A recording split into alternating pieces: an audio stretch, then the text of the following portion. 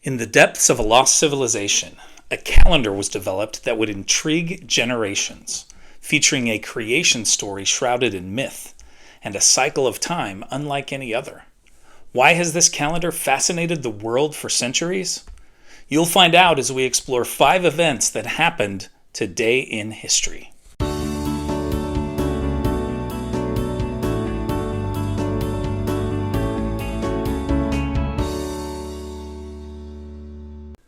In 3114 BC, the mythical creation of the world of human beings occurs, according to the Mesoamerican Long Count Calendar, a sophisticated timekeeping system developed by the ancient Maya civilization. The non-repeating base 20 and base 18 calendar is used by several pre-Columbian civilizations to record long chronological periods. It features several key units of time, such as the Baktun, which is approximately 394 years. The system allows the Maya to record historical events with remarkable precision. The calendar gains attention in 2012 due to misconceptions that it predicts an apocalyptic event. In reality, the end of one long count cycle simply marks the beginning of another, reflecting the Maya's cyclical view of time rather than a prophecy of doom. In AD 117, Trajan, the Roman emperor who expanded Rome's territory to its greatest size during his nearly 20-year reign, dies in modern-day Turkey at age 63. Born Marcus Ulpius Traianus in AD 53 in what is now Spain, Trajan advanced through the Roman military and political ranks before inheriting the throne from his adoptive father, Nerva. Trajan is part of a line of emperors known as the 5 Good Emperors, or the Adoptive Emperors, distinguished by the fact that they are considered some of Rome's best rulers and are adopted as sons by their predecessors. Adoption in ancient Rome was a vital part of society, especially among the elite. Unlike modern adoption, Roman adoption was primarily a legal and social contract, used to secure heirs and consolidate power rather than for the welfare of children.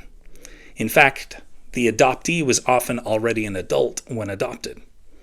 The practice had the same force in Roman law as a blood tie.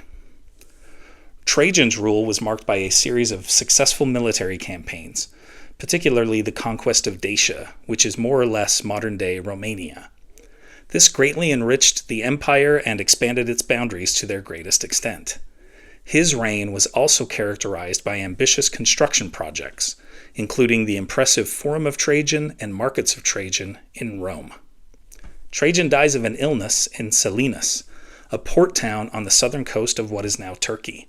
He is succeeded by his cousin and adopted son, Hadrian.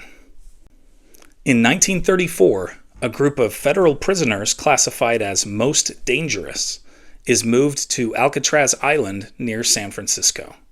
They are the first civilian prisoners to be housed in the new high-security penitentiary on the island. Over the course of its history, Alcatraz houses some of America's most notorious criminals, including Al Capone and Machine Gun Kelly. It is known for its harsh conditions and nearly escape-proof design. The prison is closed in 1963 due to high operational costs and deteriorating facilities. In the late 1960s, the island gains prominence as a site of Native American activism when it is occupied by indigenous protesters demanding the return of the land. Today, Alcatraz is one of San Francisco's most popular tourist destinations, with 12 to 18 daily ferries taking visitors to the island. In 1965, racial tensions erupt as the Watts riots begin in Los Angeles after 2 white policemen scuffle with a black motorist suspected of drunk driving. Things quickly escalate into a large-scale riot fueled by long-standing racial tensions, economic disparity, and frustrations over police brutality. Over several days, the riots see widespread looting, arson, and clashes between residents and law enforcement.